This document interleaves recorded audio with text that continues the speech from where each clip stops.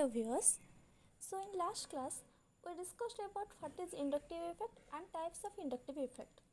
Okay, तो आज देखेंगे एप्लीकेशन ऑफ इंडक्टिव इफेक्ट. वैसे तो ये वाला पार्ट में ना हम क्वेश्चन करते करते समझेंगे. ओके, इससे पहले ना ये एक बात याद रखो, charge is directly proportional to energy and inversely proportional to stability. हमें पता था कि energy is inversely proportional to stability, तो ये याद कर लो, charge is directly proportional to energy inversely proportional to stability. यानी कि जितना ज़्यादा चार्ज होगा उतना ही ज़्यादा एनर्जी होगी और उतना कम स्टेबिलिटी होगा.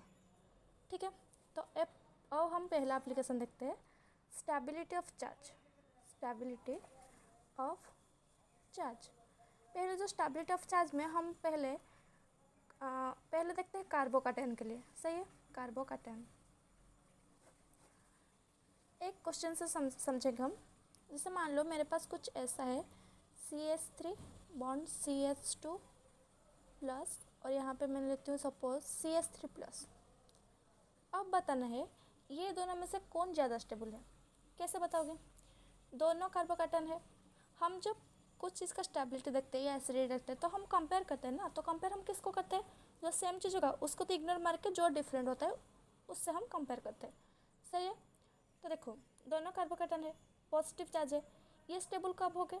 अगर ये न्यूट्रल होंगे. और न्यूट्रल होने के लिए किसी ना किसी को तो इसको इलेक्ट्रॉन डोनेट करना पड़ेगा, क्योंकि ये तो इलेक्ट्रॉन डेफिशिएंट है. अगर इसके पास इलेक्ट्रॉन आएगा तभी तो ये न्यूट्रल होगा. ठीक है, तो अब देखो फर्स्ट वाला केस में कार्बोकैटायन के पास CH3 लगा हुआ है. ये एक इलेक्ट्रॉन डोनेटिंग ग्रुप है जो कि इलेक्ट्रॉन डोनेट करके कार्बोकैटायन को स्टेबलाइज करेगा. और सेकेंड वाला केस में कार्बोकैटायन के पास कोई भी इलेक्ट्रॉन डोनेटिंग ग्रुप नहीं है, सिर्फ कार्बोकैटायन है. तो स्टेबिलिटी किसका ज़्यादा होगी? स्टेबिलिटी, इसको सपोज मान लेते हैं हम A और इसको B, तो स्टेबिलिटी किसका ज़्यादा होगी? A का B से ज़्यादा होगी. देखो और एक बात, हम जब इंडक्टिव इफेक्ट पढ़ रहे थे तो मैंने बोली थी कि जितना ज़्यादा अल्काइल ग्रुप होगा, जितना more number of carbon is directly proportional to inductive effect. और इंडक्टिव इफेक्ट कैसा वाला? प्लस सही वाला. सही है, तो यहाँ पे देखो 2 कार्बन है तो मोर स्टेबल. ठीक है, और एक क्वेश्चन देखते हैं. जैसे कि हमारे पास है CH3 प्लस और यहाँ पे है FeCH2 प्लस. इस दोनों में हम कैसे कंपेयर करेंगे? यहाँ पे देखो ये दोनों तो कार्बोकैटायन चलेगी. यहाँ पे डिफरेंस है फ्लोरीन का. Fluorine is more electronegativity. Fluorine is more than carbon. ठीक है, अगर हम इसको ब्रेक करेंगे तो क्या कैसे होगा? Carbon bond CH2 plus. ठीक है ना, तो यहाँ पे फ्लोरीन जो है ये मोर इलेक्ट्रोनेगेटिविटी है. अगर ये मोर इलेक्ट्रोनेगेटिविटी है तो ये क्या शो करेगा? माइनस आई इफेक्ट शो करेगा. तो माइनस आई इफेक्ट में क्या होता है? इलेक्ट्रॉन विथड्रॉइंग ग्रुप होता है, वो इलेक्ट्रॉन विथड्रॉ कर लेगा. अगर कोई इलेक्ट्रॉन डेफिशिएंट है और तुम उसी से ही इलेक्ट्रॉन विथड्रॉ करोगे तो क्या ही फ़ायदा? वो तो अनस्टेबल हो जाएगा ना. तो स्टेबिलिटी का ऑर्डर कैसे होगी? ये ज़्यादा स्टेबल है, ये कम स्टेबल है, क्योंकि ये इलेक्ट्रॉन विथड्रॉइंग ग्रुप है. अगर ये इलेक्ट्रॉन विथड्रॉ कर लेगा, ये इलेक्ट्रॉन डेफिशिएंट है, अगर इससे भी इलेक्ट्रॉन विथड्रॉ करेंगे तो ये अनस्टेबल हो जाएगा. तो यहाँ से हम ऐसे कंक्लूड कर सकते हैं, for carbocation plus side effect is directly proportional to stability, क्योंकि इलेक्ट्रॉन डोनेट करके इसको न्यूट्रल कर सकता है. और minus I effect is inversely proportional to stability. Okay, इसको याद करना पड़ेगा. ठीक है, अब देखते हैं स्टेबिलिटी ऑफ कार्बोनियन. ये तो कार्बोकैटायन चला गया. अब देखते हैं कार्बोनियन के. फिर से मैं एक क्वेश्चन लेता हूँ. जैसे कि CH3 माइनस, यहाँ पे आयन है और यहाँ पे CH3 CH2 माइनस. देखो हम इन दोनों में से स्टेबिलिटी किसका कौन ज़्यादा स्टेबल है उसको बताना है. दोनों में से कॉमन ये कार्बोनियन है, डिफरेंस है तो ये CH3 में और यहाँ पे कुछ नहीं.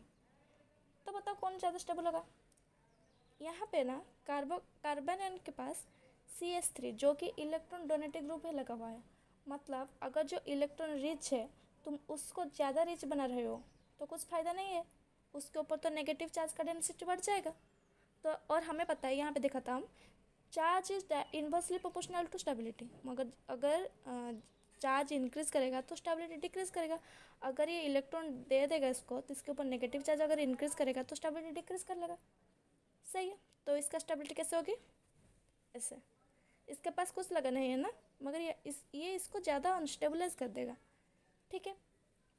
और एक क्वेश्चन, जैसे कि हमारे पास कुछ ऐसा है, यहाँ पे CH3 मान लो, यहाँ पे CH3 और यहाँ पे हाइड्रोजन। दूसरे में हम लेते हैं यहाँ पे हाइड्रोजन हाइड्रोजन हाइड्रोजन और एक हाइड्रोजन, यहाँ पे नाइट्रो ग्रुप और एक हाइड्रोजन। बताना है स्टेबिलिटी का ऑर्डर। तीनों कार्बनियन है, ये पार्ट कॉमन है सब में, इग्नोर माने के। और यहाँ पे हाइड्रोजन भी है, ये भी कॉमन है। डिफरेंस तो यहाँ पे है, यहाँ पे 2 इलेक्ट्रॉन डोनेटिंग ग्रुप है, 2 इलेक्ट्रॉन डोनेटिंग ग्रुप, यहाँ पे 2 हाइड्रोजन और यहाँ पे 1 इलेक्ट्रॉन विथड्रॉइंग ग्रुप है। ये कार्बनियन है, अगर इसको इलेक्ट्रॉन डोनेट करेगा ये, तो इसके ऊपर नेगेटिव चार्ज इंक्रीज करेगा, और नेगेटिव चार्ज इंक्रीज करने से स्टेबिलिटी डिक्रीज करेगा, क्योंकि तो न्यूट्रल होना चाहते हैं इलेक्ट्रॉन को लूज करके। सही है, इसके पास कुछ नहीं है। और यहाँ पे एक इलेक्ट्रॉन विथड्रॉइंग ग्रुप है, जो कि इसका इलेक्ट्रॉन को अपनी तरफ खींच लेगा। अगर अपनी तरफ खींच लेगा तो ये न्यूट्रल हो सकता है, अगर न्यूट्रल होगा तो इसका स्टेबिलिटी इंक्रीज करेगा। तो स्टेबिलिटी का ऑर्डर है, मान लो इसको हम लेते हैं ए, इसको बी, इसको C greater than B greater than A. क्योंकि देखो इसमें कुछ हो नहीं रहा, यहाँ पे कुछ आ नहीं रहा, कुछ जा नहीं रहा, और यहाँ पे इलेक्ट्रॉन ये विड्रॉ करके इसको स्टेबलाइज करता है, और यहाँ पे ये इलेक्ट्रॉन डोनेट करके इसको अनस्टेबलाइज करता है। सही है, तो ये रहा स्टेबिलिटी का ऑर्डर। तो ओवरऑली हम ये कंक्लूड कर सकते हैं, for carbanion plus psi group, यानी कि इलेक्ट्रॉन डोनेटिंग ग्रुप अगर अटैच होगा कार्बनियन में, इन्वर्सली प्रोपोर्शनल टू स्टेबिलिटी, क्योंकि ये इलेक्ट्रॉन डोनेट करके इसको ऊपर नेगेटिव चार्ज इंक्रीज करता है, for which it become unstabilise. और minus A group is directly proportional to stability, ये इलेक्ट्रॉन विड्रॉ करता है, for each become stable. Okay, तो इसको ना, ये तो हमारा गया स्टेबिलिटी ऑफ चार्ज। सही है, वो तो चला गया हमारा स्टेबिलिटी ऑफ चार्ज के बारे में। अब सेकेंड क्या है application, weak multiple group so more inductive effect than a stronger group of same distance. इसका मतलब क्या है, मान लो हमारे पास ये कार्बोकेटन है, यहाँ पे ब्रोमीन लगा हुआ है, यहाँ पे ब्रोमीन और यहाँ पे कार्बन लगा हुआ है, और एक है ये वाला कार्बोकेटन, यहाँ पे कार्बन, यहाँ पे फ्लोरीन लगा हुआ है, और हमको कहा weak multiple group so more inductive effect than a stronger group of same distance. अब मैं पूछूंगी अगर कि बताओ इन दोनों में से ज़्यादा इंडक्टिव इफेक्ट किसका है? दोनों हाइड्रोजन है, ऑब्वियसली माइनस आई इफेक्ट करेंगे, तो माइनस आई इफेक्ट किसका ज़्यादा है? आप बताओ कि फ्लोरीन के ज़्यादा है, क्योंकि ये ज़्यादा इलेक्ट्रोनेगेटिव है इन कंपेयर टू ब्रोमीन, तो ये ज़्यादा इलेक्ट्रॉन विड्रॉइंग ग्रुप होगा, तो माइनस आई इफेक्ट इसकी ज़्यादा होगी। मगर नहीं, ऐसा नहीं होता। क्या होता है, जब सेम डिस्टेंस में, यहाँ पे देखो ये बीच वाले कार्बन में फ्लोरीन लगा हुआ है और यहाँ पे ब्रोमीन लगा हुआ है, मगर यहाँ पे क्या है, यही सेम पोजीशन में सेम डिस्टेंस में क्या लगा है, और एक ब्रोमीन लगा हुआ है। जब मल्टीपल ग्रुप हो गए, वीक वाला मल्टीपल ग्रुप हो गए, तो वो ज़्यादा इंडक्टिव इफेक्ट शो करेंगे than strong group when present at a same distance. तो इन दोनों में से माइनस आई इफेक्ट किसके ज़्यादा होगी? इसका ज़्यादा होगी, ए का देन बी। सही है, तो अगर हमें बताना है कि स्टेबिलिटी किसका ज़्यादा होगी, हमें क्या पता है, ये जो कार्बोकेटन है इसको स्टेबल कौन बनाता है? इलेक्ट्रॉन डोनेटिंग ग्रुप, और यहाँ पे तो इलेक्ट्रॉन डोनेटिंग ग्रुप नहीं है, माइनस आई इफेक्ट यानी कि इलेक्ट्रॉन विड्रॉइंग ग्रुप है। मगर इन दोनों में से इलेक्ट्रॉन विड्रॉइंग ग्रुप फिर किसका ज़्यादा है? इसका। तो ये इसको ज़्यादा अनस्टेबल कर देगा, ज़्यादा इलेक्ट्रॉन अपनी तरफ खींच के। तो स्टेबिलिटी का ऑर्डर क्या होगा? B greater than A, due to this is due to less minus I effect. Okay, क्योंकि हमें पता है for carbocation minus I effect is that inversely proportional to stability for carbocation. ठीक है, ये हमारा था दूसरा एप्लीकेशन। अब तीसरा एप्लीकेशन क्या है? Strength of acidity. Strength of acidity due to inductive effect. Inductive effect को लेकर हम एसिड का स्ट्रेंथ पता है। हमें क्या पता है? एसिडिक स्ट्रेंथ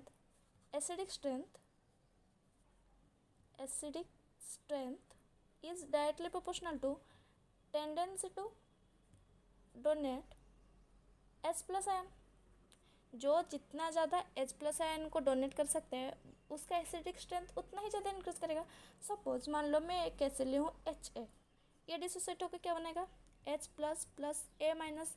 यहाँ पे A माइनस क्या है? कॉन्जुगेट बेस, बता था ना मैं, कॉन्जुगेट बेस। और हमें पता है मोर स्टेबल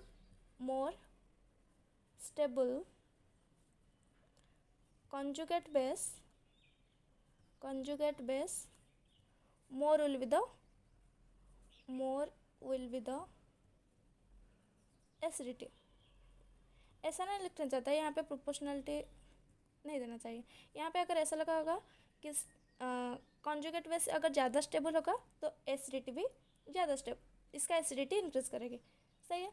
तो ये जो कॉन्जुगेट है A माइनस, ये एनएन है, ये कैसे स्टेबल होगा? अगर इसके पास कोई इलेक्ट्रॉन विड्रॉइंग ग्रुप आएगा तो इसका इलेक्ट्रॉन विड्रॉइंग ग्रुप अगर आएगा तो वो इलेक्ट्रॉन को इसके पास से खींच लेगा। अगर इससे पास से इलेक्ट्रॉन खींच लेगा तो ये न्यूट्रल हो जाएगा, तो फिर ज़्यादा स्टेबल होगा। तो हम यहाँ से ये कह सकते हैं इलेक्ट्रॉन विड्रॉइंग ग्रुप यानी कि minus I effect attach to carboxylic group यानी कि COOH group is directly proportional to acidity. And ये जो प्लस आई ग्रुप है ये इनवर्सली प्रोपोर्शनल टू एसिडिटी यानी कि इलेक्ट्रॉन विड्रॉइंग ग्रुप या plus I group attach to carboxylic group. Okay, तो ना देखो कुछ एग्जांपल देखो। यहाँ पे हमारे पास है HC++OOH और यहाँ पे एक है CS3COOH। ये क्या है? एसिटिक एसिड, ये फॉर्मिक एसिड। तो अब देखो ये डिसोसिएट होकर क्या बनेगा? CS3COOH डिसोसिएट होकर CS3CO minus plus H plus. तो ये हमारा क्या है? कॉन्जुगेट बेस है। ये कब स्टेबल होगा? जब ये जो CO माइनस है इसके ऊपर इसके पास अगर कोई इलेक्ट्रॉन विड्रॉइंग ग्रुप होगा, मगर यहाँ पे CS3 है जो कि इलेक्ट्रॉन डोनेटिंग ग्रुप है। और हमने अभी देखा था जो एसिडिटी होता है inversely proportional two electron donating group. तो ये तो अनस्टेबल हुआ, सॉरी ये तो लेस एसिडिक हुआ, मगर इसके पास कुछ इलेक्ट्रॉन डोनेटिंग ग्रुप नहीं है या विड्रॉइंग ग्रुप नहीं है, सिर्फ हाइड्रोजन है। तो एसिडिटी का ऑर्डर कैसे होगी? HCOH is greater than CS3COH यानी कि HCOH is more acidic than acetic acid. Okay, और एक एग्जांपल जैसा हमारे पास है FCH2COH और एक है मान लो वही एसिटिक एसिड CS3COH। अब बताना है दोनों में से ज़्यादा एसिडिक कौन है। ठीक है, ये रहा इलेक्ट्रॉन डोनेटिंग ग्रुप और ये रहा इलेक्ट्रॉन विड्रॉइंग ग्रुप। और इलेक्ट्रॉन विड्रॉइंग ग्रुप ही एसिडिटी इंक्रीज करता है। क्यों? क्योंकि ये इसका कॉन्जुगेट बेस को ज़्यादा स्टेबल करता है। तो एसिड का ऑर्डर क्या होगी? ऐसे। ठीक है, और एक देखो हमारे पास है FCH2COH और एक है Cl2CHCOH। इन दोनों में से कैसे बताएंगे? अभी हमने देखा था weak multiple group so more inductive effect than a stronger group of same distance. यहाँ पे एक फ्लोरीन है जो कि स्ट्रॉन्गर ग्रुप है, यहाँ पे 2 वीक ग्रुप है as compare to fluorine 2 chlorine है। ठीक है, तो इन दोनों में से ज़्यादा माइनस आई इफेक्ट किसका ज़्यादा है? इसका मोर माइनस आई इफेक्ट। ठीक है, अगर इसका मोर माइनस आई इफेक्ट है तो क्या होगा? Minus I is directly proportional to acidity. तो एसिडिटी का ऑर्डर कैसे होगी? ये वाला इसको सपोज मानते हैं V, इसको A। B is greater than A. और हमें एक बात पता है, ये जो एसिडिटी होता है ना, acidity is directly proportional to H plus ion concentration, directly proportional to Ka value and inversely proportional to pKa value. ठीक है, तो अब बताओ इन दोनों में से इसका pK वैल्यू ज़्यादा होगा कम होगा? क्योंकि एसिडिटी अगर इसका ज़्यादा है तो इसका pK वैल्यू का ऑर्डर कैसे होगा? A greater than B। सही है। अब ना देख लेते हैं स्ट्रेंथ ऑफ बेस, इसका और एक application. Strength of base 4 number में है। According to inductive effect, base क्या है? Tendency to donate lone pair of electron, पहले जो फंडामेंटल क्लास था हम उसमें देखा था। सही है। तो और एक क्या बात होती है, ये जो base strength of organic compound होता है ना, depend upon availability of loan pair of electron. लिख लेते हैं यहाँ पे, base strength of organic compound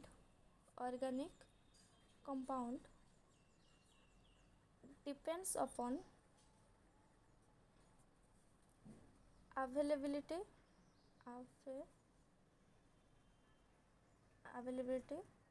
of lone pair electron.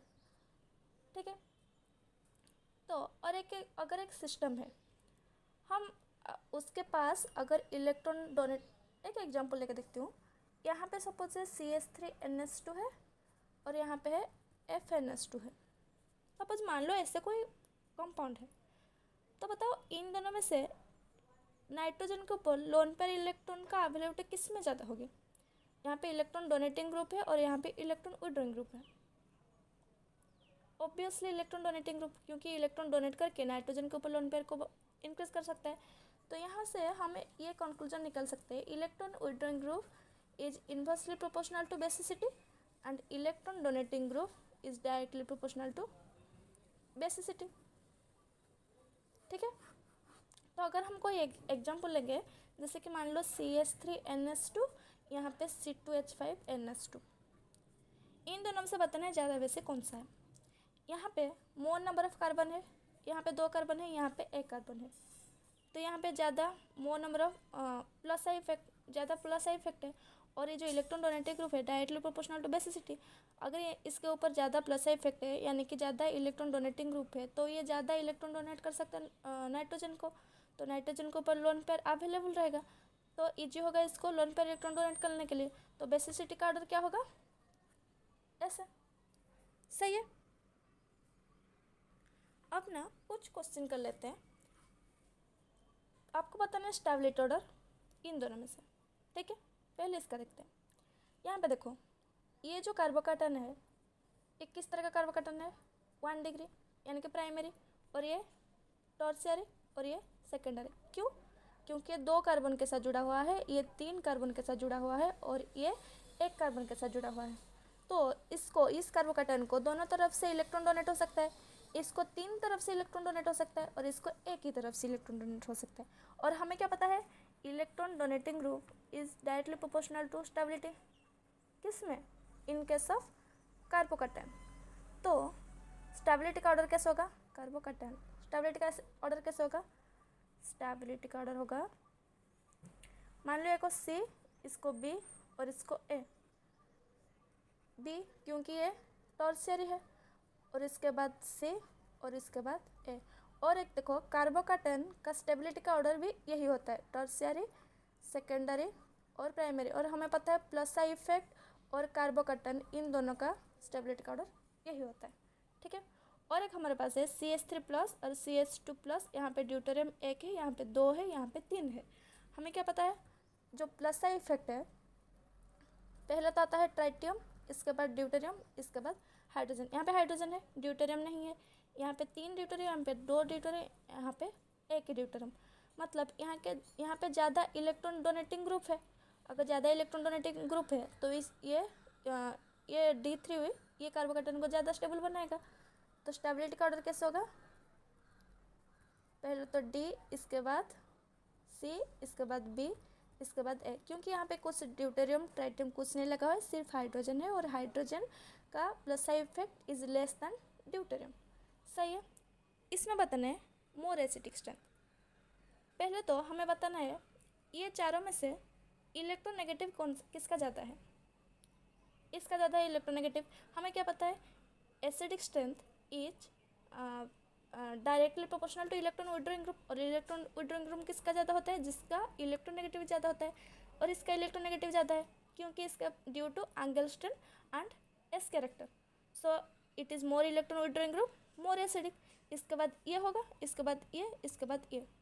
हमें पता है, ये तो हम लास्ट वाली क्लास में देख चुके हैं कि इलेक्ट्रोनेगेटिव ज़्यादा किसका है, तो एसिडिक का ऑर्डर ऐसे आएगा।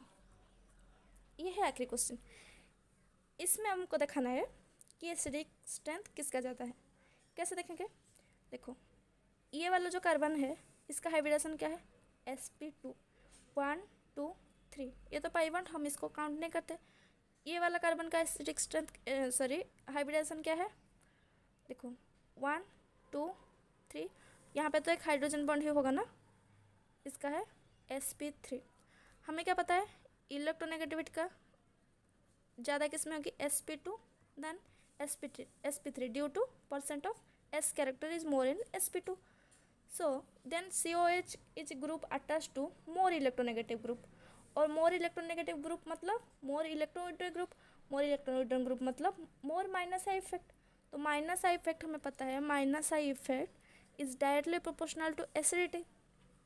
सो एसिडिटी का ऑर्डर क्या होगा, पहले होता है ए, इसके बाद बी। और हमें पता है कि एसिडिटी जो होता है ना, ये inversely proportional to pK value, मतलब जिसका एसिडिटी ज़्यादा होगा इसका pK वैल्यू कम होगी।